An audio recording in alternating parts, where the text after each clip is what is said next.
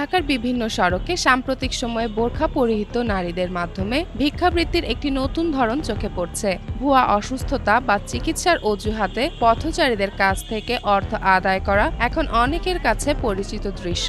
তবে উদ্বেগের বিষয় হলো এই ভিক্ষাবৃত্তির আড়ালে ছিনতাই ও অপরাধমূলক কর্মকাণ্ডের হার উল্লেখযোগ্যভাবে বৃদ্ধি পেয়েছে। বিশেষ করে ব্যস্ত সড়ক, সিগন্যাল পয়েন্ট ও মার্কেট এলাকার আশেপাশে এ ধরনের ঘটনা বেশি ঘটছে। নাগরিকরা জানাচ্ছেন, কারো প্রকৃত প্রয়োজন বিচার করা কঠিন হয়ে পড়েছে, কারণ প্রতারণার ঘটনা এতটাই বেড়েছে যে সন্দেহ তৈরি হওয়াই স্বাভাবিক। একই সাথে অনেকেই ছিনতাইয়ের শিকার হয়ে মানসিক ও শারীরিক ক্ষতির মুখোমুখি হচ্ছেন। এর ফলে সাধারণ মানুষের মধ্যে নিরাপত্তাহীনতা ব্যাপকভাবে বৃদ্ধি পেয়েছে।